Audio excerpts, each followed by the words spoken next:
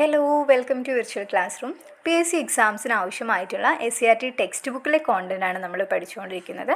നമ്മൾ ഇന്ന് കവർ ചെയ്യുന്നത് 7th സ്റ്റാൻഡേർഡാണ്. 7th സ്റ്റാൻഡേർഡിലെ ബേസിക് സയൻസിലെ 7th ചാപ്റ്ററാണ് നമ്മളിന്ന് പഠിക്കുന്നത്. 6th ചാപ്റ്റർ വരെ നമ്മൾ ഓൾറെഡി കവർ ചെയ്തിട്ടുള്ളതാണ്. നിങ്ങൾക്ക് ഏതെങ്കിലും മിസ്സായിട്ടുണ്ടെങ്കിൽ കണ്ട് പഠിക്കുക കേട്ടോ. നമ്മുടെ ചാനലിൽ തന്നെ പ്ലേലിസ്റ്റ് ആയിട്ട് കൊടുത്തിട്ടുണ്ട്. ലിങ്ക് ഞാൻ ഡിസ്ക്രിപ്ഷനിലും കൊടുക്കാം. ഇപ്പോൾ 7th ചാപ്റ്ററിൻ്റെ പേര് മനുഷ്യ ശരീരം ഒരു വിസ്മയം എന്നാണ്. നമ്മുടെ ബയോളജിയിൽ വരുന്നതാണ് ഈ ഒരു ടോപ്പിക്. ഇതിൽ നമ്മൾ കവർ ചെയ്യുന്നത് രക്തപര്യനം, വിസർജനം, നാഡീയ ഏകോപനം എന്നീ ടോപ്പിക്കുകളൊക്കെയാണ്. അപ്പം കുറച്ചൊരു ലെങ്തി ചാപ്റ്ററാണ്. അപ്പം ഞാൻ കംപ്ലീറ്റ് വായിച്ചു പോകുന്നില്ല. നമുക്ക് വേണ്ട കാര്യങ്ങൾ, പഠിക്കാനുള്ള കാര്യങ്ങളൊക്കെയാണ് സ്ട്രെസ് ചെയ്ത് പറയുന്നത് കേട്ടോ. ആദ്യം തന്നെ നമുക്ക് നോക്കാനുള്ളൊരു ടോപ്പിക്ക് രക്തപര്യന വ്യവസ്ഥ അഥവാ സർക്കുലേറ്ററി സിസ്റ്റം എന്താണെന്നുള്ളതാണ്. ചെറുകുടലിലെ വില്ലസുകൾ ആഗിരണം ചെയ്യുന്ന പോഷക ഘടകങ്ങളും ശ്വസന ഫലമായി ലഭിക്കുന്ന ഓക്സിജനും കോശങ്ങളിൽ എത്തുന്നു. ഈ ധർമ്മങ്ങളെല്ലാം നിർവഹിക്കുന്നത് രക്തമാണ്.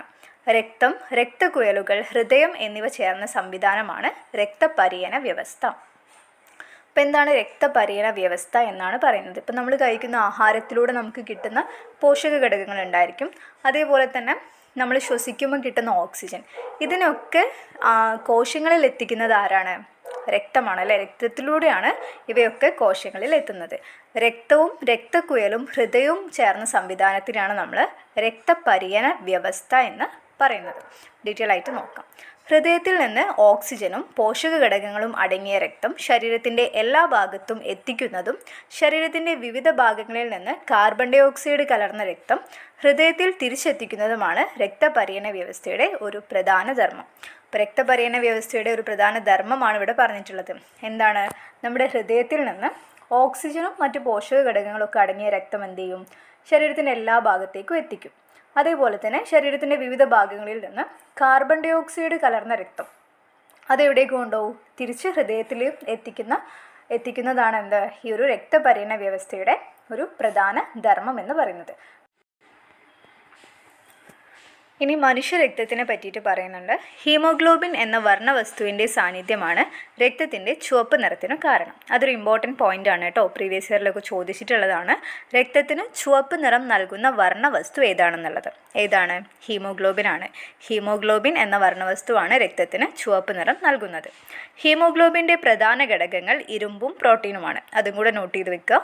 ഹീമോഗ്ലോബിൻ്റെ പ്രധാന ഘടകങ്ങൾ ഏതൊക്കെയാണ്? ഇരുമ്പും പ്രോട്ടീനുമാണ്. ഇരുമ്പ് അടങ്ങിയിട്ടുള്ള കുറച്ച് ഭക്ഷ്യവസ്തുക്കൾ കൊടുത്തിട്ടുണ്ട്. ഈന്തപ്പഴം, കോഴിമുട്ട, മുരിങ്ങയില, ഇതിലൊക്കെ എന്താണ്? ഇരുമ്പ് അടങ്ങിയിട്ടുണ്ട്.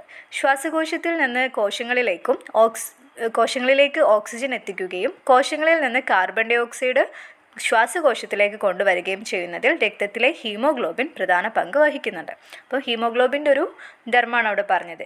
ശ്വാസകോശത്തിൽ നിന്ന് കോശങ്ങളിലേക്ക് ഓക്സിജൻ എത്തിക്കുക, അതേപോലെ കോശങ്ങളിൽ നിന്ന് കാർബൺ ഡൈ ഓക്സൈഡ് ശ്വാസകോശത്തിലേക്ക് കൊണ്ടുവരാം.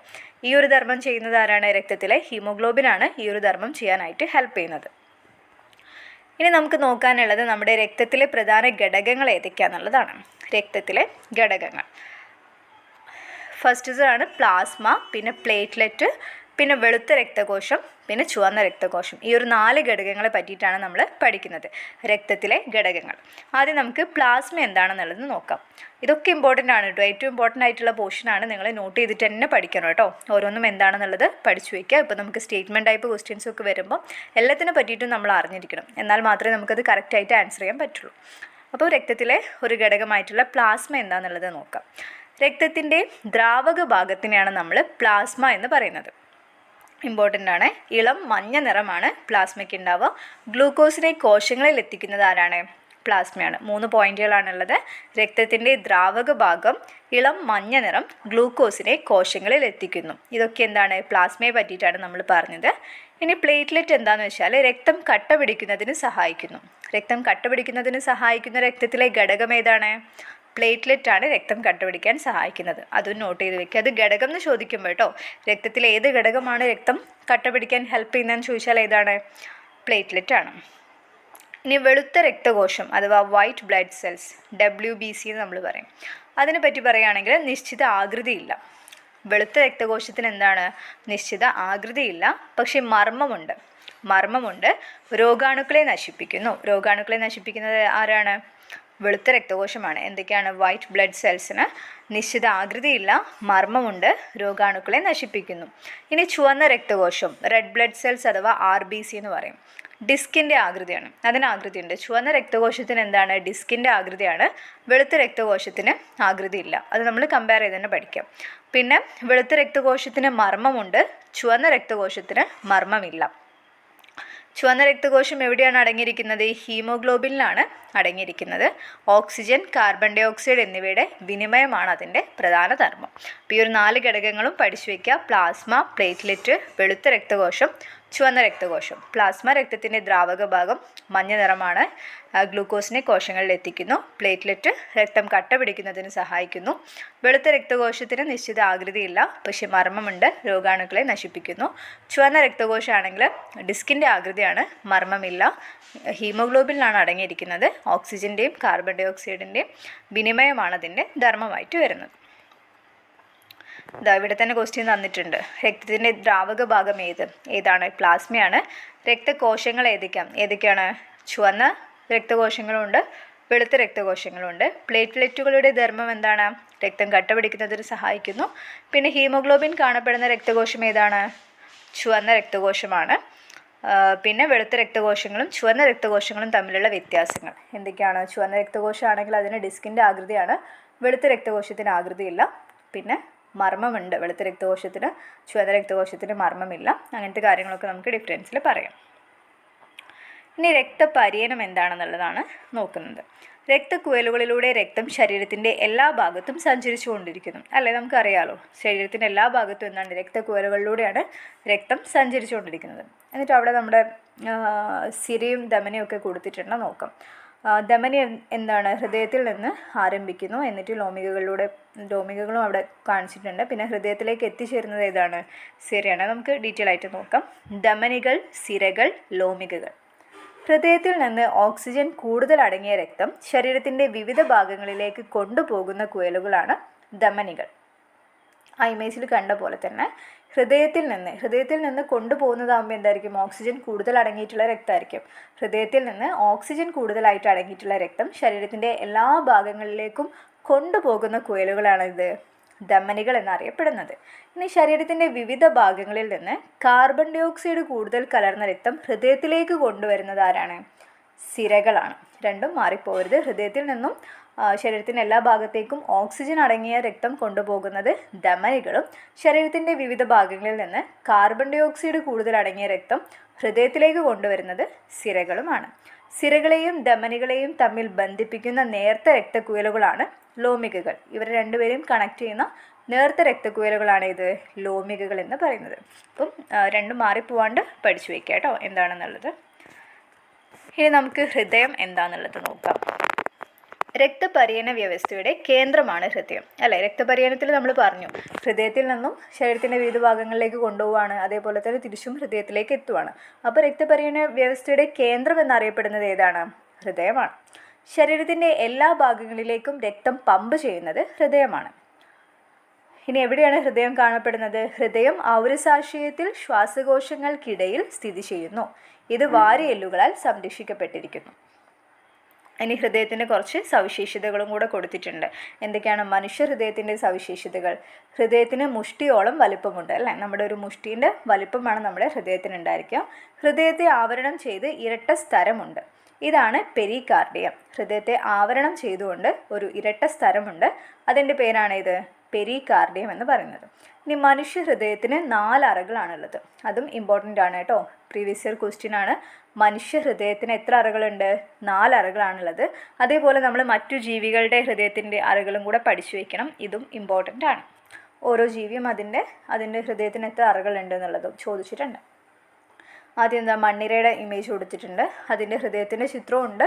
എത്ര അറകളുണ്ടെന്നും ഉള്ളതാണ് നമ്മൾ പഠിക്കുന്നത്. മണ്ണിരയ്ക്ക് എത്രയാണ്? 5 ജോഡി പാർശ്വഹൃദയങ്ങളുണ്ട്. പഠിച്ചു വയ്ക്കണേ. മണ്ണിരയ്ക്ക് 5 ജോഡി പാർശ്വഹൃദയങ്ങളുണ്ട്. ഇനി പാറ്റയ്ക്കാണെങ്കിലോ 13 അറകളുണ്ട്. പാറ്റയുടെ ഹൃദയത്തിന് 13 അറകളുണ്ട്. ഇനി മീനിനാണെങ്കിൽ 2 അറകളാണ്. മത്സ്യത്തിൻ്റെ ഹൃദയത്തിന് 2 അറകളുണ്ട്. തവളയുടെ ഹൃദയത്തിന് എത്ര അറകളുണ്ട്? 3 അറകളുണ്ട്.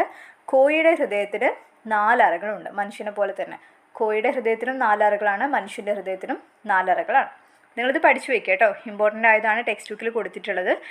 ഓരോ ജീവിയുടെയും ഹൃദയത്തിന് എത്ര അറകളുണ്ടെന്നുള്ളത് പഠിച്ചു വയ്ക്കാം. ഇനി നമുക്ക് നോക്കാനുള്ളത് ഹൃദയസ്പന്ദനം അഥവാ ഹാർട്ട് ബീറ്റിനെ പറ്റിയിട്ടാണ്. ഹൃദയസ്പന്ദനവും പൾസും. ഹൃദയം ഒരു പ്രാവശ്യം സങ്കോചിക്കുകയും പൂർവ്വസ്ഥിതി പ്രാപിക്കുകയും ചെയ്യുന്നതാണ് ഹൃദയസ്പന്ദനം. അതിനാണ് ഒരു ബീറ്റ് എന്ന് പറയുന്നത്, ഒരു ഹാർട്ട് ബീറ്റ് എന്ന് പറയുന്നത്. ഹൃദയം എന്ത് ചെയ്യുക, ഒരു പ്രാവശ്യം ഒന്ന് സങ്കോചിക്കുകയും പിന്നെ പൂർവ്വസ്ഥിതിയിലേക്ക് വരുന്നതിനെയാണ് നമ്മൾ ഹൃദയസ്പന്ദനം എന്ന് പറയുന്നത്. ആരോഗ്യമുള്ള ഒരാളുടെ ഹൃദയം മിനിറ്റിൽ 72 പ്രാവശ്യം സ്പന്ദിക്കുന്നു. അതും ഇമ്പോർട്ടൻ്റ് ആണ്. ഒരു മിനിറ്റിൽ ഒരു മനുഷ്യൻ്റെ ഹൃദയം എത്ര തവണ സ്പന്ദിക്കുന്നു എന്നുള്ളത്. നോർമലായിട്ടുള്ള റേറ്റാണത് 72 ടൈംസ് ഉള്ളത്. പഠിച്ചു വയ്ക്കണേ. ആരോഗ്യമുള്ള ഒരാളുടെ ഹൃദയം ഒരു മിനിറ്റിൽ 72 ടൈംസാണ് എന്ത് ചെയ്യുന്നത്, സ്പന്ദിക്കുന്നത്. ഇതാണ് ഹൃദയസ്പന്ദന നിരക്ക്. ഹൃദയസ്പന്ദനത്തിൻ്റെ ഫലമായി ധമനികളിൽ തരംഗചലനം ഉണ്ടാകുന്നതാണ് പൾസ്. പൾസ് എന്താണ്?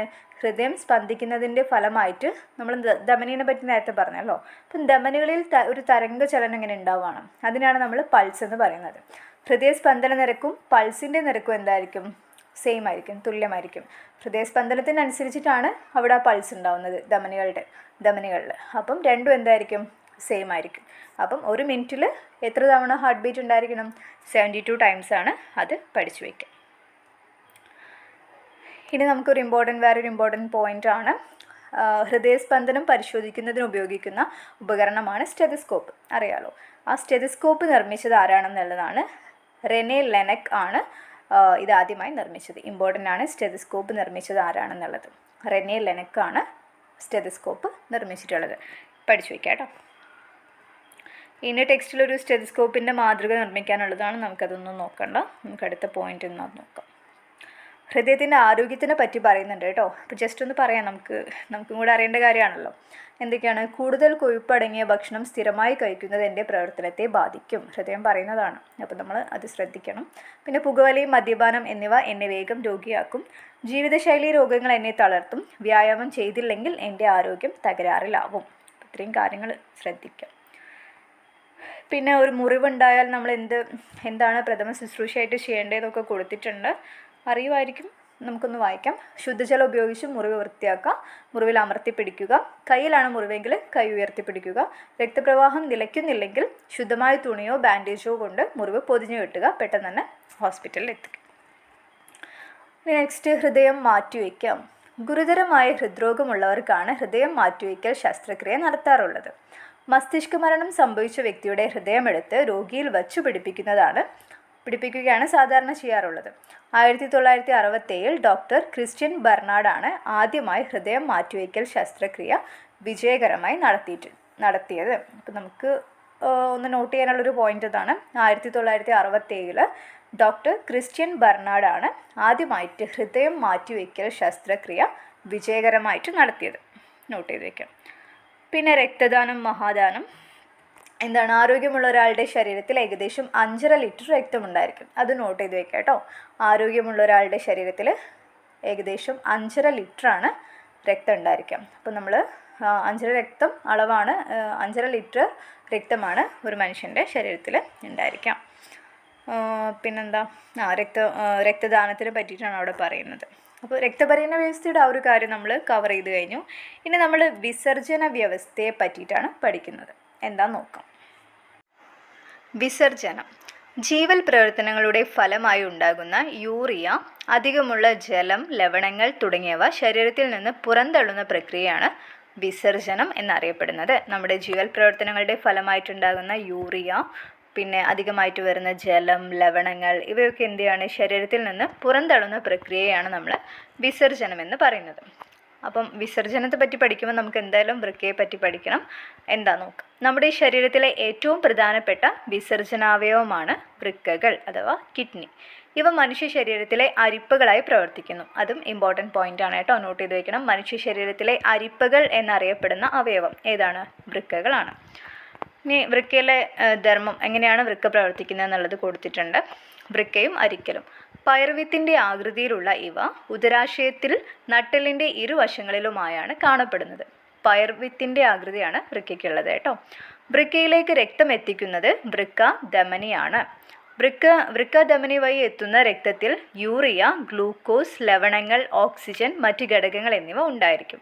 എന്നാൽ അരിക്കലിനു ശേഷം വൃക്കസിരയിലൂടെ തിരിച്ചു പോകുന്ന രക്തത്തിൽ യൂറിയ, ഗ്ലൂക്കോസ്, ലവണങ്ങൾ, ഓക്സിജൻ, മറ്റ് ഘടകങ്ങൾ എന്നിവയുടെ അളവ് താരതമ്യേന കുറവായിരിക്കും. ഇത്തരത്തിൽ വൃക്കയിൽ അരിക്കലിന് വിധേയമായ രക്തത്തിലെ മാലിന്യങ്ങൾ മൂത്രത്തിലൂടെ പുറന്തള്ളപ്പെടുന്നു. ശരിയായ അളവിൽ ജലം, ലവണങ്ങൾ എന്നിവ ശരീരത്തിൽ നിലനിർത്തുന്നതിന് വൃക്കകൾ പ്രധാന പങ്ക് വഹിക്കുന്നു. ആരോഗ്യമുള്ള ഒരാളുടെ വൃക്കകൾ ഒരു ദിവസം ശരാശരി 1.5 ലിറ്റർ മൂത്രം ഉൽപ്പാദിപ്പിക്കുന്നുണ്ട്. അപ്പോൾ ഒരു ഇമേജിൽ കൊടുത്തിട്ടുണ്ട് വൃക്കധമനി, അതാ വൃക്കസിര, വൃക്ക. പിന്നെ അരിക്കലിന് ശേഷം രക്തം പോകുന്നത് ഏതിലായിരിക്കും? വൃക്കസിരയിലൂടെ ആയിരിക്കും. പിന്നെ അതിൽ നിന്ന് ഉണ്ടാകുന്ന മൂത്രം എന്ത് ചെയ്യും? മൂത്രവാഹി വഴി മൂത്രാശയത്തിലേക്കും പോകും. കുറച്ച് ക്വസ്റ്റ്യൻസ് അവിടെ കൊടുത്തിട്ടുണ്ട്, നമുക്ക് ആൻസർ ചെയ്ത് പോവാം. വൃക്കയിലേക്ക് രക്തം എത്തിക്കുന്ന രക്തക്കുഴൽ ഏതാണ്? വൃക്കധമനിയാണ്. വൃക്കയിൽ നിന്ന് രക്തം തിരികെ കൊണ്ടുപോകുന്നത് വൃക്കസിര. വൃക്കധമനി, വൃക്കസിര എന്നീ രക്തക്കുഴലുകളിലെ രക്തത്തിന് എന്ത് വ്യത്യാസമാണുള്ളതെന്ന്. ആദ്യം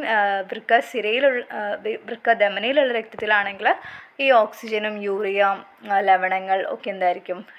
പക്ഷെ തിരിച്ചു പോകുന്ന രക്തത്തിൽ, വൃക്കസിരയിലൂടെ പോകുന്ന രക്തത്തിൽ താരതമ്യേന ഇവയുടെ അളവ് കുറവായിരിക്കും. വൃക്കയിൽ നിന്നും മൂത്രം കൊണ്ടുപോകുന്ന കുഴൽ ഏതാണ്? അത് ഇമേജിലുണ്ട്, മൂത്രവാഹിയാണ്. വിസർജന വ്യവസ്ഥയിലെ ഏത് ഭാഗത്താണ് മൂത്രം ശേഖരിക്കുന്നത്? എവിടെയാണ്? മൂത്രാശയത്തിലാണ്. ഇനി നമുക്കതിൽ നോക്കാനുള്ളൊരു പോയിന്റ്, വൃക്കകൾ ശരിയായി പ്രവർത്തിക്കണമെങ്കിൽ ആവശ്യത്തിന് വെള്ളം കുടിക്കണം. ദീർഘനേരം മൂത്രമൊഴിക്കാതിരുന്നാൽ മൂത്രവാഹിയിലും മൂത്രാശയത്തിലും രോഗാണുക്കൾ പെരുകി മൂത്രാശയ അണുബാധയും ഉണ്ടായിരിക്കും. അപ്പം വെള്ളം കുടിക്കുന്ന കാര്യങ്ങൾ നിങ്ങൾ ഒന്നുകൂടി ശ്രദ്ധിക്കുക. കാരണം ഇപ്പം എന്താണ്, നമുക്ക് ഒന്നാമത് ചൂടുകാലം കൂടിയാണ്. അപ്പം നമ്മുടെ ശരീരത്തിൽ നിന്ന് ഒരുപാട് വെള്ളം നഷ്ടമാവുന്നുണ്ട് വിയർപ്പൊക്കെ ആയിട്ട്. അപ്പം നമ്മൾ യൂഷ്വലി കുടിക്കുന്നതിനേക്കാളും കൂടുതൽ എന്ത് ചെയ്യണം? ഇപ്പം വെള്ളം കുടിക്കണം. അപ്പം എല്ലാവരും നല്ലോണം വെള്ളം കുടിക്കാം. ഇനി നമ്മുടെ വൃക്കയുടെ ആരോഗ്യത്തിന് വേണ്ടിയിട്ട് നമ്മൾ ശ്രദ്ധിക്കേണ്ട കുറച്ച് കാര്യങ്ങൾ കൊടുത്തിട്ടുണ്ട്. പുകവലിയും മദ്യപാനവും ഉപേക്ഷിക്കണം. ഉപ്പിൻ്റെ അമിത ഉപയോഗം കുറയ്ക്കണം. അനാവശ്യമായ മരുന്നിൻ്റെ ഉപയോഗം കുറയ്ക്കണം. ദിവസം ഏകദേശം 12 ഗ്ലാസ് വെള്ളമെങ്കിലും കുടിക്കണം. 12 ഗ്ലാസ് മിനിമം ആണ് കേട്ടോ, അതിലും കൂടുതൽ കുടിക്കണം. കൃത്രിമ പാനീയങ്ങളുടെ അമിത ഉപയോഗം ഒഴിവാക്കണം. ദിവസവും വ്യായാമം ചെയ്യണം. അപ്പോൾ ഈ കാര്യങ്ങളൊക്കെ ശ്രദ്ധിക്കും. ഇനി നമ്മൾ വൃക്ക മാറ്റിവെക്കൽ അഥവാ കിഡ്നി ട്രാൻസ്പ്ലാന്റേഷൻ എന്താണെന്ന് കൊടുത്തിട്ടുണ്ട്. ആരോഗ്യമുള്ള ദാതാവിൽ നിന്ന് ഒരു വൃക്കയെടുത്ത് 2 വൃക്കകളും തകരാറിലായ ഒരാളിലേക്ക് വെച്ചു പിടിപ്പിക്കുന്നതാണ് വൃക്ക മാറ്റിവെക്കൽ. അല്ല, നമുക്ക് 2 വൃക്കകൾ ഉണ്ടായിരിക്കും. അപ്പം 2 വൃക്കയും തകരാറിലായാൽ എന്ത് ചെയ്യണം? നമുക്ക് വേറെ ആളുടെ അടുത്തുനിന്ന്, ആരോഗ്യവാനായ ഒരു ദാതാവിൽ നിന്ന് എന്ത് ചെയ്യണം? ഒരു വൃക്ക നമുക്ക് സ്വീകരിക്കാൻ പറ്റും. അങ്ങനെ വൃക്ക സ്വീകരിക്കുന്ന വ്യക്തിയുടെയും നൽകുന്ന വ്യക്തിയുടെയും രക്തഗ്രൂപ്പ് ഉൾപ്പെടെ പരിശോധനാ ഫലങ്ങൾ യോജിച്ചാൽ മാത്രമേ എന്ത് ചെയ്യാൻ പറ്റുള്ളൂ? വൃക്ക മാറ്റിവെക്കൽ സാധ്യമാകുള്ളൂ. ആർക്ക് വേണമെങ്കിലും കൊടുക്കാൻ പറ്റില്ല. നമുക്ക് ആ ടെസ്റ്റൊക്കെ ചെയ്ത് ബ്ലഡ് ഗ്രൂപ്പും എല്ലാം സെയിം ആണെങ്കിൽ മാത്രമേ ഉള്ളൂ പറ്റുക. 18 വയസ്സ് പൂർത്തിയായ ആരോഗ്യമുള്ള ഏതൊരാൾക്കും വൃക്കകളിൽ ഒന്ന് എന്ത് ചെയ്യാം? ദാനം ചെയ്യാൻ പറ്റും. ഇനി വൃക്കയല്ലാതെ മറ്റു വിസർജനാവയവങ്ങളെ പറ്റി നോക്കുകയാണെങ്കിൽ നമുക്ക് വിയർപ്പിനെ പറ്റി പറയണം. ത്വക്കിലെ സ്വേദഗ്രന്ഥികളാണ് വിയർപ്പുണ്ടാക്കുന്നത്. ശരീരത്തിൽ അധികമുള്ള ജലവും ലവണങ്ങളും വിയർപ്പിലൂടെ പുറത്തു പോകുന്നു. വിയർപ്പ് ബാഷ്പമായി മാറാൻ വേണ്ട താപം നമ്മുടെ ശരീരത്തിൽ നിന്നെടുക്കുന്നു. ഇങ്ങനെ നമ്മുടെ ശരീര താപനില ക്രമീകരിച്ചു നിർത്താൻ വിയർക്കൽ സഹായിക്കുന്നു. ശരീരത്തെ പൊതിഞ്ഞു സൂക്ഷിക്കുക, സ്പർശം അറിയുക എന്നിവയും ത്വക്കിൻ്റെ ധർമ്മങ്ങളാണ്. അപ്പം വിയർപ്പും എന്താണ്? നമ്മുടെ ശരീരത്തിൽ നിന്ന് ആവശ്യത്തിലധികമുള്ള ജലവും ലവണവും ഒക്കെ പുറത്തു പോകുന്നൊരു പ്രക്രിയയാണ്. ത്വക്കിലെ സൂക്ഷ്മ സുഷിരങ്ങളിലൂടെയാണ് സ്വേദഗ്രന്ഥിയിൽ നിന്ന് വിയർപ്പ് പുറത്തു വരുന്നത്. ഇവ ത്വക്കിൽ അടിഞ്ഞുകൂടിയാൽ രോഗങ്ങളുണ്ടാകും. അതിനാൽ കുളിക്കുമ്പോൾ ത്വക്ക് നന്നായി വൃത്തിയാക്കേണ്ടതുണ്ട്. വൃക്ക, ത്വക്ക് എന്നിവ കൂടാതെ ശ്വാസകോശം, കരൾ എന്നിവയ്ക്കും വിസർജന പ്രക്രിയയിൽ പങ്കുണ്ട്. അതെന്തൊക്കെയാണെന്നുള്ളത് നോക്കാം. ശ്വാസകോശത്തിൻ്റെയും കരളിൻ്റെയും പങ്ക്. ശ്വാസകോശം കോശങ്ങളിൽ നിന്ന് എത്തിച്ചേരുന്ന കാർബൺ ഡൈ ഓക്സൈഡിനെ പുറന്തള്ളുന്നുണ്ട്. അങ്ങനെയാണ് ശ്വാസകോശം ഈ ഒരു വിസർജന പ്രക്രിയയിൽ പങ്കാളിയാവുന്നത്. എങ്ങനെയാണ്? കോശങ്ങളിൽ നിന്ന് എത്തിച്ചേരുന്ന കാർബൺ ഡൈ ഓക്സൈഡിനെ പുറന്തള്ളുന്നു. കരളാണെങ്കിലോ, മനുഷ്യ ശരീരത്തിലെ ഏറ്റവും വലിയ ഗ്രന്ഥിയാണ് കരൾ. ഇമ്പോർട്ടൻറ്റ് പോയിൻ്റാണ്. മനുഷ്യ ശരീരത്തിലെ ഏറ്റവും വലിയ ഗ്രന്ഥി ഏതാണ്? കരളാണ്. രക്തത്തിലൂടെ എത്തുന്ന ഹാനികരമായ രാസവസ്തുക്കളെ ഇത് നശിപ്പിക്കുന്നു. കൂടാതെ കൊഴുപ്പിനെ ദഹിപ്പിക്കാൻ ആവശ്യമായ പിത്തരസം ഉൽപ്പാദിപ്പിക്കുന്നു. അതും ഇമ്പോർട്ടൻ്റ് ആണ്. കൊഴുപ്പിനെ ദഹിപ്പിക്കാൻ ആവശ്യമായിട്ടുള്ള പിത്തരസം എന്ത് ചെയ്യുന്നുണ്ട്? കരൾ ഉൽപ്പാദിപ്പിക്കുന്നുണ്ട്. പോഷക ഘടകങ്ങൾ വിഘടിക്കുമ്പോൾ ശരീരത്തിന് ഹാനികരമായ അമോണിയ ഉണ്ടാകുന്നുണ്ട്. ഇതിനെന്ത് ചെയ്യും? താരതമ്യേന ഹാനികരമല്ലാത്ത യൂറിയയാക്കി മാറ്റുന്നതും കരളാണ്. അപ്പോൾ നമ്മുടെ ശരീരത്തിലുണ്ടാകുന്ന അമോണിയയെ യൂറിയയാക്കി മാറ്റുന്നതും ആരാണ്? കരളാണ്. മനുഷ്യ ശരീരത്തിലെ ഏറ്റവും വലിയ ഗ്രന്ഥിയുമാണ് കരൾ. അപ്പോൾ അവിടെ കൊടുത്ത കുറച്ച് ക്വസ്റ്റ്യൻസ് നമുക്ക് നോക്കാം. കോശങ്ങളിൽ ഉണ്ടാകുന്ന കാർബൺ ഡൈ ഓക്സൈഡിനെ പുറന്തള്ളുന്ന അവയവം ഏതാണ്? ശ്വാസകോശമാണ്. മനുഷ്യ ശരീരത്തിലെ ഏറ്റവും വലിയ ഗ്രന്ഥി കരളാണ്. കരൾ ഉൽപ്പാദിപ്പിക്കുന്ന രാസപദാർത്ഥം ഏതാണ്? നമ്മളിപ്പം പറഞ്ഞ പിത്തരസം. കരളിൻ്റെ ധർമ്മങ്ങൾ എന്താണ്? ഏറ്റവും ഇമ്പോർട്ടൻ്റ് ആയിട്ട് നമ്മൾ പറയേണ്ടത് അമോണിയയെ എന്ത് ചെയ്യുന്നുണ്ട്? അത്ര ഹാനികരമല്ലാത്ത യൂറിയയാക്കി മാറ്റുന്നുണ്ട്. പിന്നെ കൊഴുപ്പിനെ ദഹിപ്പിക്കാൻ ആവശ്യമായിട്ടുള്ള പിത്തരസം ഉൽപ്പാദിപ്പിക്കുന്നുണ്ട്. ഇവയൊക്കെ.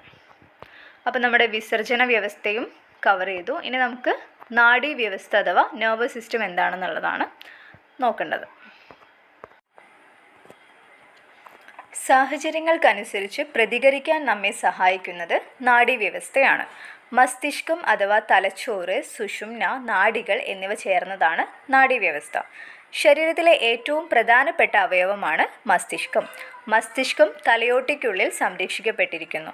വിവിധ പേശികളുടെ ചലനത്തെ നിയന്ത്രിക്കുക, ശരീരത്തിലെ പ്രവർത്തനങ്ങളെയെല്ലാം ഏകോപിപ്പിച്ച് വിവിധ കോശങ്ങൾക്ക് വേണ്ട മാർഗനിർദ്ദേശങ്ങൾ നൽകുക തുടങ്ങിയവ മസ്തിഷ്കത്തിൻ്റെ പ്രധാന പ്രവർത്തനങ്ങളാണ്.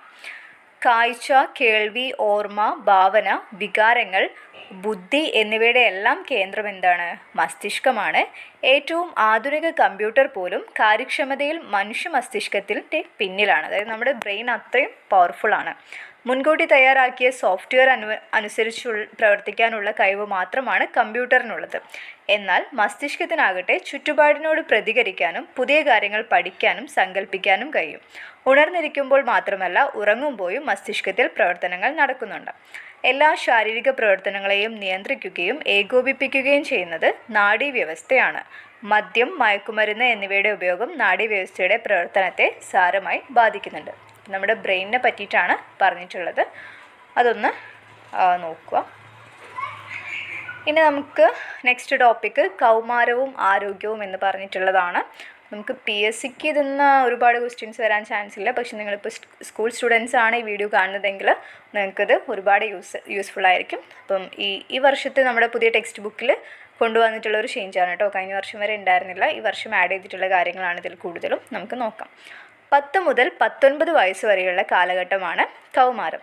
ജീവശാസ്ത്രപരമായി ഒട്ടേറെ സവിശേഷതകളുള്ള കാലമാണിത്. സ്വാഭാവികമായ ഒരു ജൈവ പ്രക്രിയ എന്ന നിലയിൽ ഒട്ടേറെ ശാരീരിക മാറ്റങ്ങൾ കൗമാരക്കാലത്ത് നടക്കുന്നു. തലച്ചോറിൻ്റെ വികാസം, ഉയരത്തിലും തൂക്കത്തിലും പെട്ടെന്നുണ്ടാകുന്ന വർധനവ്, ഗ്രന്ഥികളുടെ വർദ്ധിച്ച പ്രവർത്തനക്ഷമത എന്നിവയെല്ലാം ഈ ഘട്ടത്തിൻ്റെ പ്രത്യേകതകളാണ്. ഇനി നമുക്ക് കൗമാര കാലഘട്ടത്തിലെ ശാരീരിക മാറ്റങ്ങൾ എന്തൊക്കെയാണ് ഉണ്ടാവുന്നത് എന്നുള്ളത് നോക്കാം. ആൺകുട്ടികളിൽ എന്തൊക്കെ മാറ്റങ്ങളാണ് ഉണ്ടാവുന്നത്? വളർച്ച ത്വരിതപ്പെടുന്നു. പ്രത്യുൽപാദന അവയവങ്ങളുടെ വളർച്ച വേഗത്തിലാകുന്നു. ജനനേന്ദ്രിയ ഭാഗം, കക്ഷം, മാറിടം, മുഖം എന്നീ ശരീരഭാഗങ്ങളിൽ രോമങ്ങൾ വളരുന്നു. ശബ്ദത്തിന് ഗാംഭീര്യം കൂടുന്നു. ബീജോൽപാദനം ആരംഭിക്കുന്നു. ഇത്രയാണ് ആൺകുട്ടികളിൽ ഉണ്ടാകുന്ന പ്രധാനപ്പെട്ട ശാരീരിക മാറ്റങ്ങൾ. ഇനി പെൺകുട്ടികളിലാണെങ്കിൽ വളർച്ച ത്വരിതപ്പെടുന്നു. പ്രത്യുൽപാദന അവയവങ്ങൾ, സ്തനം എന്നിവയുടെ വളർച്ച വേഗത്തിലാകുന്നു. ജനനേന്ദ്രിയ ഭാഗത്തും കക്ഷത്തിലും രോമങ്ങൾ വളരുന്നു. ശബ്ദ സൗകുമാര്യം കൂടുന്നു. അണ്ടോത്സർജനം തുടങ്ങുന്നു. അതേപോലെ ആർത്തവം ആരംഭിക്കുന്നു. അപ്പം നമുക്ക് ആർത്തവം അഥവാ മെൻസ്ട്രേഷൻ എന്താണെന്നുള്ളത് പഠിക്കാനുണ്ട്. എല്ലാ മാസവും പ്രത്യുൽപാദനത്തിനുള്ള പല ഒരുക്കങ്ങളും ഒരു സ്ത്രീയുടെ ഗർഭാശയത്തിൽ നടക്കുന്നുണ്ട്. പ്രത്യുൽപാദനം അറിയാലോ, പ്രഗ്നൻ്റ് ആവാനുള്ള ഒരുക്കങ്ങൾ. ഗർഭാശയത്തിൻ്റെ ആന്തരപാളിയിൽ ധാരാളം രക്തലോമികകളും കലകളും രൂപപ്പെടുന്നു. എന്നാൽ ഗർഭധാരണം നടക്കാതെ വന്നാൽ ഈ ഒരുക്കങ്ങൾ വെറുതെയാകുന്നു. അപ്പോൾ പുതിയതായി രൂപപ്പെട്ട രക്തലോമികകൾ പൊട്ടും. രക്തലോമികകളും മറ്റു കലകളും ഗർഭാശയ ഭിത്തിയിൽ നിന്ന് അടർന്നു മാറുകയും രക്തത്തോടൊപ്പം ഇവയെല്ലാം ശരീരത്തിൽ നിന്ന് പുറന്തള്ളപ്പെടുകയും ചെയ്യും. ഈ പ്രക്രിയയാണ് ആർത്തവം എന്ന് പറയുന്നത്. അതായത് ഓരോ മാസവും എന്ത് ചെയ്യുന്നുണ്ട്? ഒരു സ്ത്രീയുടെ ശരീരത്തിൽ ഒരു അതായത് പ്രത്യുൽപാദനം നടക്കാൻ വേണ്ടിയിട്ടുള്ള ഒരുക്കങ്ങൾ നടക്കുന്നുണ്ട്. അതായത് പ്രഗ്നൻ്റ് ആവാൻ വേണ്ടിയിട്ടുള്ള ഒരുക്കങ്ങൾ നടക്കുന്നുണ്ട്. പക്ഷെ അത് നടക്കാണ്ട് വരുമ്പം, അത് പ്രത്യുൽപാദനം നടക്കാണ്ട് വരുന്ന സമയത്ത് എന്ത് ചെയ്യും? ഗർഭധാരണം നടക്കാണ്ട് വരുമ്പം ഇതൊക്കെ പൊട്ടിപ്പോവും. ഈ പുതിയതായിട്ടുണ്ടായ സാധനങ്ങൾ രക്തലോമികകളൊക്കെ പൊട്ടിയിട്ട് രക്തത്തിനോടൊപ്പം അവയൊക്കെ പുറന്തള്ളപ്പെടുകയാണ് ചെയ്യുന്നത്. അതിനാണ് നമ്മൾ എന്ത് പറയുന്നത്, ആർത്തവം എന്ന് പറയുന്നത്. ഇത് 7 ദിവസം വരെ നീണ്ടു നിന്നേക്കാം. ആർത്തവത്തിന് മുന്നോടിയായും ആർത്തവ സമയത്തും കലശലായ അടിവയർ വേദന, ഛർദി, നടുവേദന, കാലിന് കയപ്പ് തുടങ്ങിയ ലക്ഷണങ്ങൾ ചിലർക്ക് അനുഭവപ്പെടാറുണ്ട്. ചിലർക്ക് അമിത ദേഷ്യം, ഉത്കണ്ഠ എന്നിവയും ഉണ്ടായേക്കാം. ആർത്തവം ഏകദേശം ഓരോ 28 ദിവസം കൂടുമ്പോഴും ഉണ്ടാകേണ്ട ഒരു ശാരീരിക പ്രക്രിയയാണ്. ഇതിൽ ചെറിയ തോതിൽ ഏറ്റക്കുറച്ചിലുകൾ ഉണ്ടാകാം. ആർത്തവം കൃത്യമായി ഉണ്ടായില്ലെങ്കിൽ ഡോക്ടറെ സമീപിക്കേണ്ടതാണ്. നിങ്ങളിപ്പം സ്റ്റുഡൻസ് ഇത് കാണുവാണെങ്കിൽ നിങ്ങൾ 7th സ്റ്റാൻഡേർഡിലാകുമ്പം ഓൾമോസ്റ്റ് എവറി ഗേൾസ് ഈ ഒരു ആർത്തവമൊക്കെ നിങ്ങൾക്ക് സ്റ്റാർട്ട് ചെയ്തിട്ടുണ്ടായിരിക്കാം. മേ ബി ഇല്ലെങ്കിൽ നെക്സ്റ്റ് നിങ്ങൾക്ക് നാളെ നിങ്ങൾ ഗോ ത്രൂ ചെയ്യേണ്ട ഒരു സിറ്റുവേഷനാണ്. അപ്പോൾ അതിനെ പറ്റിയിട്ടുള്ള കാര്യങ്ങൾ നിങ്ങൾ അറിഞ്ഞിരിക്കണം. അതിന് വേണ്ടിയിട്ടാണ് നമ്മുടെ സിലബസിൽ വരെ ഇത് ഇൻക്ലൂഡ് ചെയ്തിട്ടുള്ളത്. കാര്യങ്ങൾ മനസ്സിലാക്കുക. പിന്നെ ഗേൾസിൻ്റെ മാത്രമല്ല ബോയ്സ് ആണെങ്കിലും നിങ്ങൾ അറിഞ്ഞിരിക്കണം. എല്ലാ മാസവും നിങ്ങൾക്ക് അറിയുന്ന, ഇപ്പം നിങ്ങളുടെ അമ്മയാണെങ്കിലും നിങ്ങളുടെ വീട്ടിലുള്ള സിസ്റ്റേഴ്സ് ആണെങ്കിലും നിങ്ങളുടെ ക്ലാസ്സിലുള്ള ഗേൾസ് ആണെങ്കിലും ഒക്കെ ഈ ഒരു പ്രക്രിയയിലൂടെ കടന്നു പോകുന്നുണ്ട് ഓരോ മാസങ്ങളിലും. അപ്പം ആ ഒരു സമയത്ത് ഉണ്ടാകുന്ന ബുദ്ധിമുട്ടുകൾ നമ്മൾ ഈ ടെക്സ്റ്റിൽ തന്നെ പറഞ്ഞു. വയറുവേദനയും വേറെ ഇമോഷണലി ആയിട്ടുള്ള കുറേ പ്രശ്നങ്ങൾ നേരിടുന്നുണ്ട്. അപ്പം നിങ്ങളാൽ പറ്റുന്ന എന്ത് ചെയ്യണം, നമ്മളെ കൊണ്ട് പറ്റുന്ന സഹായങ്ങളൊക്കെ ഓഫർ ചെയ്യാനായിട്ട് മടിക്കരുത്. ഇനി ആർത്തവം നമ്മൾ പറഞ്ഞു. ഇപ്പം നമ്മുടെ ശരീരത്തിൽ നിന്ന് അത് പുറത്തു പോവാണ്, അതായത് ബ്ലഡും രക്തലോമികകളെല്ലാം കൂടെ പുറത്തു പോവാണ്. അപ്പം അതിന് വേണ്ടിയിട്ട് നമ്മൾ യൂസ് ചെയ്യുന്ന മെത്തേഡ്സ്, അതിനെ രക്തം അബ്സോർബ് ചെയ്യാൻ വേണ്ടി യൂസ് ചെയ്തിട്ടുണ്ടായിരുന്നത് ഒന്ന് നമ്മുടെ പാഡുകളാണ്. പാഡ് യൂസ് ചെയ്യാം, നാപ്കിൻസ് യൂസ് ചെയ്യും. പിന്നെ പാഡിന് മുന്നേ നമ്മൾ യൂസ് ചെയ്തിട്ടുണ്ടായിരുന്നത് ക്ലോത്ത് ആയിരുന്നു, തുണി തന്നെ യൂസ് ചെയ്യും. പിന്നെ ഇപ്പം പുതിയതായിട്ട് നമ്മൾ യൂസ് ചെയ്യുന്ന ഒരു മെത്തേഡാണ് ഇത് മെൻസ്ട്രൽ കപ്പ് എന്നുള്ളത്. ഓൾമോസ്റ്റ് നിങ്ങളെല്ലാവരും ഫെമിലിയർ ആയിരിക്കും. അപ്പോൾ അതിനെ പറ്റിയും കൂടെ പറഞ്ഞിട്ടുണ്ട്. അതിന് മെയിനായിട്ടുള്ള ഫീച്ചർ എന്താണെന്ന് വെച്ചാൽ നമുക്ക് പാഡിനെ വെച്ച് നോക്കുമ്പോൾ കുറച്ചുകൂടി നമുക്കത് കൺവീനിയൻ്റ് ആവാനുള്ള കാരണം, ഒന്ന് പാഡാകുമ്പോൾ നമുക്കത് ഡിസ്പോസ് ചെയ്യാൻ കുറച്ച് ബുദ്ധിമുട്ടാണ്. പക്ഷേ കപ്പാണെങ്കിൽ നമുക്കത് റീയൂസബിൾ ആണ്, വാഷ് ചെയ്തിട്ട് പിന്നെ യൂസ് ചെയ്യാനായിട്ട് പറ്റും. മെൻസ്ട്രൽ കപ്പ്, സാനിറ്ററി നാപ്കിനുകൾ, തുണികൾ എന്നിവ ഉപയോഗിക്കുന്നതിന് മുൻപും ശേഷവും കൈകൾ സോപ്പോ വീര്യം കുറഞ്ഞ അണുനാശിനിയോ ഉപയോഗിച്ച് കഴുകണം. സാനിറ്ററി നാപ്കിനുകൾ, തുണികൾ എന്നിവ ഉപയോഗിക്കുമ്പോൾ ശുചിത്വത്തിൻ്റെ ഭാഗമായവ 4-5 മണിക്കൂറിനുള്ളിൽ മാറ്റാൻ ശ്രദ്ധിക്കണം. പിന്നെ ലൈംഗിക ചൂഷണത്തെ പറ്റി പറയുന്നുണ്ട്. ചെറിയ കുട്ടികൾ ഉൾപ്പെടെ സമൂഹത്തിൽ ആൺകുട്ടികളും പെൺകുട്ടികളും പലവിധ ശാരീരിക, മാനസിക, ലൈംഗിക പീഡനങ്ങൾക്ക് വിധേയരാകുന്നുണ്ട്. സ്വന്തം വീട്ടുകാർ, ബന്ധുവീടുകൾ, വാഹനങ്ങൾ, വിദ്യാലയങ്ങൾ, പൊതുസ്ഥലങ്ങൾ തുടങ്ങിയ ഇടങ്ങളിൽ വെച്ചാണ് പലപ്പോഴും പീഡനങ്ങൾക്കിരയാകുന്നത്. ബന്ധുക്കൾ, സഹപാഠികൾ, കൂട്ടുകാർ, അപരിചിതർ എന്നിവരുമായി ഇടപഴകുമ്പോൾ ഈ കാര്യങ്ങൾ ശ്രദ്ധിക്കണം. എന്തൊക്കെയാണ്? അനുവാദമില്ലാതെ ശരീരഭാഗങ്ങളിൽ സ്പർശിക്കാൻ ശ്രമിക്കുന്നവരുണ്ടെങ്കിൽ, അതേപോലെ ലൈംഗിക ചുവയോടെ സംസാരിക്കുന്നവരും നോക്കുന്നവരും, അശ്ലീല ചിത്രങ്ങൾ, വീഡിയോകൾ എന്നിവ കാണാൻ പ്രേരിപ്പിക്കുന്നവർ, കൃത്രിമ സ്നേഹം കാണിക്കുന്നവരും ഉപഹാരങ്ങൾ നൽകുന്നവരും ഇവരെയൊക്കെ ഉണ്ടെങ്കിൽ നിങ്ങൾ തുറന്ന് സംസാരിക്കാം. നിങ്ങൾക്ക് അധ്യാപകരോട് സംസാരിക്കാം, വീട്ടിലുള്ള അമ്മയോടോ അച്ഛനോടോ നിങ്ങൾക്ക് കംഫർട്ടബിൾ ആയിട്ടുള്ള ആളെടുത്ത് ഇങ്ങനത്തെ സിറ്റുവേഷൻസ് ഉണ്ടാവുകയാണെങ്കിൽ നിങ്ങൾ പറയണം. അതുതന്നെയാണ് പറയുന്നത്. ഇത്തരം ബുദ്ധിമുട്ടുകൾ നേരിട്ടാൽ മാതാപിതാക്കൾ, സഹപാഠികൾ, അധ്യാപകർ, സ്കൂൾ കൗൺസിലർ തുടങ്ങിയവരോട് നിങ്ങൾക്ക് എന്ത് ചെയ്യാം, കാര്യങ്ങൾ തുറന്ന് പറയാം. നിങ്ങളുടെ ശരീരഭാഗത്ത് മറ്റൊരാൾ സ്പർശിക്കുമ്പോൾ മോശമായ സ്പർശം തിരിച്ചറിഞ്ഞ് നോ പറയാൻ ശക്തമായി നോ പറയാൻ ശീലിക്കുക. അതായത് നമ്മുടെ ബോഡിയാണ്, വേറൊരാൾക്കും അതിൽ സ്പർശിക്കാനുള്ള റൈറ്റ് ഇല്ല. അതെന്ത് ചെയ്യാം, നിങ്ങൾക്ക് ആരെങ്കിലും ടച്ച് ചെയ്യുകയാണെങ്കിൽ നിങ്ങൾക്ക് ശക്തമായിട്ട് തന്നെ എന്ത് ചെയ്യാം, നോ പറയാം. വേറെ ആർക്കും അതിനുള്ള റൈറ്റ് ഇല്ല. പിന്നെ ഇപ്പം നമ്മുടെ മാതാപിതാക്കളുടെ അടുത്ത് മാത്രം പറയുന്നില്ല, അല്ലെങ്കിൽ നമ്മൾ അധ്യാപകരുടെ അടുത്ത് പറഞ്ഞിട്ടും നമുക്കതിനൊരു അത് സ്റ്റോപ്പായില്ലെങ്കിൽ, അത് കണ്ടിന്യൂ ചെയ്തു പോകുന്ന, അല്ലെങ്കിൽ അതിന് വേണ്ടൊരു നടപടി സ്വീകരിച്ചിട്ടില്ലെങ്കിൽ എന്ത് ചെയ്യാം, നമുക്ക് ചൈൽഡ് ലൈനിൽ അറിയിക്കാം. ചൈൽഡ് ലൈനിൻ്റെ നമ്പർ പഠിച്ചു വയ്ക്കണം. 1098 ആണ് ചൈൽഡ് ഹെൽപ്പ് ലൈനിൻ്റെ നമ്പർ. 1098 പഠിച്ചു വയ്ക്കണം. അപ്പോൾ ഇത്രയും കാര്യങ്ങളെ നമുക്ക് ഈ ഒരു ചാപ്റ്ററിൽ പഠിക്കാനുള്ളൂ. ആദ്യം നമ്മൾ രക്തപര്യന വ്യവസ്ഥയെ പറ്റി പറഞ്ഞു, പിന്നെ വിസർജന വ്യവസ്ഥയെ പറ്റി പറഞ്ഞു, പിന്നെ നാഡീവ്യവസ്ഥ, ലാസ്റ്റ് ഈ കൗമാരം, അതുമായിട്ട് റിലേറ്റ് ആയിട്ടുള്ള കുറച്ച് കാര്യങ്ങളും പറഞ്ഞു. അപ്പോൾ നമുക്ക് ഇമ്പോർട്ടൻ്റ് ആയിട്ടുള്ളൊരു ചാപ്റ്ററാണ്. പഠിക്കാനുള്ള കാര്യങ്ങളൊക്കെ ഹൈലൈറ്റ് ചെയ്ത് പറഞ്ഞിട്ടുണ്ട്. നിങ്ങൾ നോട്ട് ചെയ്ത് വെച്ച് പഠിക്കുക കേട്ടോ. വീഡിയോ നിങ്ങൾക്ക് യൂസ്ഫുൾ ആയിട്ടുണ്ടാവുമെന്ന് വിചാരിക്കുന്നു. യൂസ്ഫുൾ ആയിട്ടുണ്ടെങ്കിൽ ലൈക്ക് ചെയ്യുക, കമൻറ്റ് ചെയ്യുക, സബ്സ്ക്രൈബ് ചെയ്യുക, സപ്പോർട്ട് ചെയ്യണം. പിന്നെ എന്ത് ചെയ്യാം, നമുക്ക് അടുത്ത ചാപ്റ്ററിന് അടുത്ത ക്ലാസ്സിൽ കവർ ചെയ്യാം. Thank you for watching. Happy learning.